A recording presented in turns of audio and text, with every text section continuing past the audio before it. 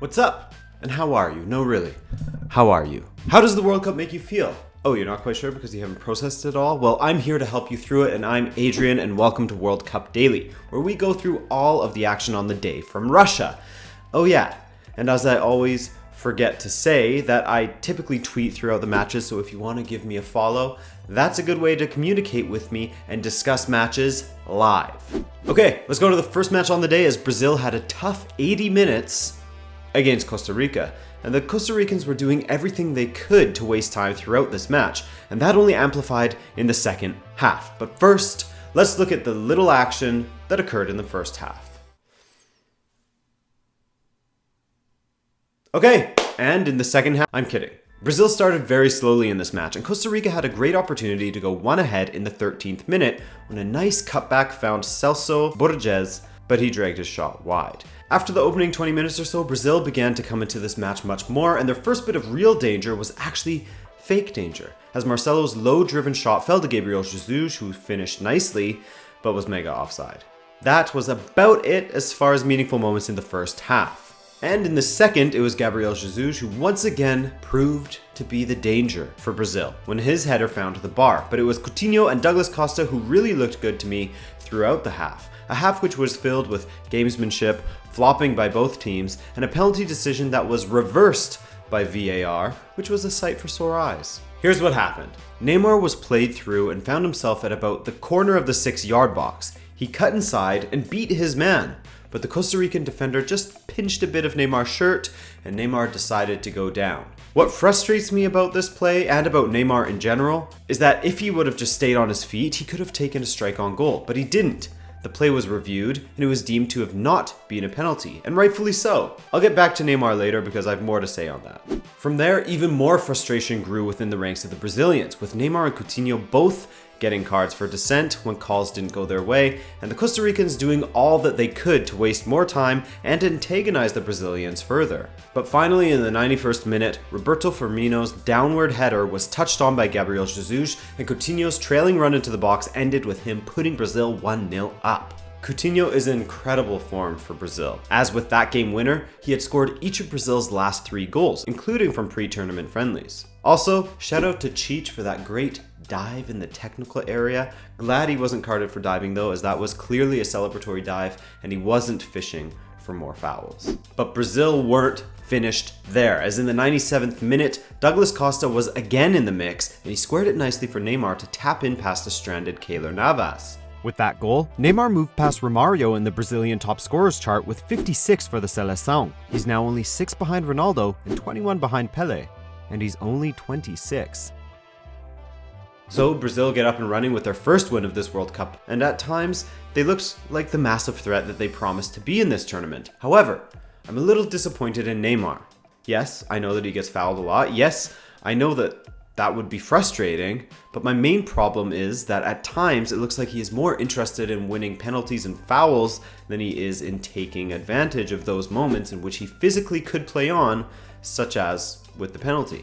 And there were moments in the first match with Switzerland and in this one as well where he would toy with the defender and try to draw them into fouling him when he could have blown by them easily. So while he is targeted, he also brings it upon himself and then uses that as a point of contention with the officials when they don't call a foul for every brush of the arm or tug of the shoulder. He's a brilliant player, don't get me wrong, perhaps one of the most gifted attackers in the world, but if he just had a bit more wherewithal to stay on his feet and play on instead of drawing fouls, that would be appreciated. And it would elevate his game further. Scoring goals and getting assists is cool and memorable. Being one of the most fouled players in the tournament isn't, really. He has so much ability that he doesn't need to resort to that.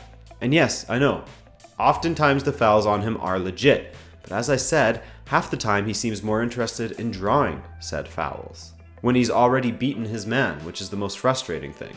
Anyways, moving on. If I told you that Serbia versus Switzerland was the match of the day, and it was a very entertaining and the most open of the day with plenty of attacking intent, would you believe me? Well, you should believe me, because Serbia showed in their previous match that they know how to attack, but were perhaps a bit unlucky to not score one from open play. In this match, they got business done early as they came out flying in the first 5 minutes and pinned Switzerland down in their own end. They had one chance come close, and another find the back of the net in the 5th minute. Switzerland coughed up possession near their own box, and Serbia's Dusan Tadic cut from his right foot onto his favored left and floated a peach of a cross onto the head of Aleksandar Mitrovic. He is in great form as well, by the way, as the Newcastle striker went on loan to Fulham last season and he scored 12 goals from 17 appearances, helping Fulham get back into the Premier League. He's been involved in 15 goals in his last 15 starts for Serbia alone. Starts. Note I said starts. And I must say the attacking acumen of Serbia has really impressed me this tournament, as it's not something that I expected to see really. I thought they would be disruptors in their group and that they would make things difficult for their opposition and maybe squeak a couple of results. Not the case at all, as they look great going forward with Kostic, Mitrovic, and Tadic, and their midfield of Matic, Milinkovic-Savic, and Milivojevic is extremely strong. Shout out to Serbia for being the best surprise of the tournament so far for me. The second half really opened up with chances going in either direction, but after 10 minutes, Granit Xhaka finally proved to Adrian from Rabona TV that he can indeed still score a banger without it getting deflected along the way. I still don't really rate him because nobody can agree on what his strengths are, and I rarely see much quality from him, but hey, I'm all ears. Then, a few minutes later, Xerdan Shaqiri turned on the style on the right wing, cut inside and hit a strong curling effort from the edge of the box that banged off at the edge of where the post and the bar meet. That would have been a goal of the tournament nominee for sure. Well, maybe not, considering he got tackled along the way. But in the 65th minute, Mitrovic went up for a header, but he got the Harry Kane treatment from the Swiss defenders. Yes, defenders, plural, as both players had him in a bear hug, hauled him down, and no call was given. It was a goddamn highway robbery. It was a quarterback sacking. It was so blatant. But it was Switzerland that would finish this match as the happier side, as Tosic made the massive mistake of trying to step forward from a through ball that was played to Shaqiri, thus leaving him on the back foot the entirety of his race towards his own goal against the little square Swiss man. Well, Albanian man. Too bad the former Bayern Munich and Inter Milan player and future Liverpool player was far too fast for Tosic and had a cool enough head to just roll the ball past Stojkovic. 2-0 Switzerland, 2 players of Albanian descent scoring, hence the eagle celebration they both did, and that's how it would end. Now, I know what you're wondering, what does this mean as far as the standings go?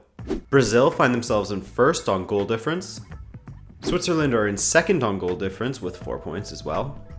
Serbia is in third with 3 points, and Costa Rica are eliminated with 0 points.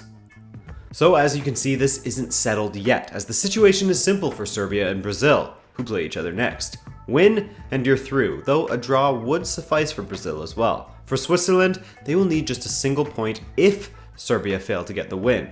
It's getting exciting, guys.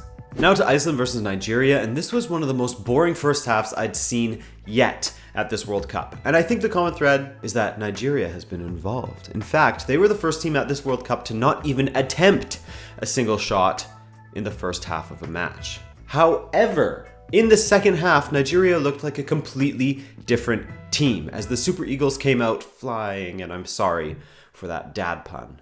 It felt bad coming out. Ahmed Must was the main threat throughout, as the guy who didn't even get the start versus Croatia looked lethal, hitting the bar early in the half, and then moments later, he put the Nigerians ahead. He took one touch to kill the ball and another to smash it past Halldórsson. That goal meant that Musa had scored each of Nigeria's last 3 World Cup goals and made him their all-time top scorer in World Cup competitions. Congrats, buddy. Then, with Iceland seemingly running out of ideas and their defenders running out of steam a bit, Musa burned past his marker, rounded Halldórsson, and finished past the stranded defenders to double his tally. Musa's 4 goals ensure he has twice as many as their second highest top scorer in World Cup tournaments. Also, he is the first Nigerian to ever score a brace on 2 occasions, having last done so against Argentina in 2014. Bad omen for the South Americans? Iceland did their best to respond, but looked a little bit clueless in their attack. Gylfi Sigurdsson in particular looked a little bit out of sorts in this one, and perhaps was a good representation of the Icelandic team in general on the day. He fluffed a free kick that floated right into his Ojo's arms, and of course, he blew the penalty that was awarded to Iceland in the 90th minute over the bar. And so Nigeria got their first win of this World Cup in great style, considering how poor they looked in their first match against Croatia. Speaking of which, here's how the table looks in Group D. Croatia are through, of course, with 6 points and not a single goal against. Nigeria are in second with 3 points from their clean win over Iceland. And Iceland and Argentina are in the 2 bottom spots with a point each, but not out of it just yet.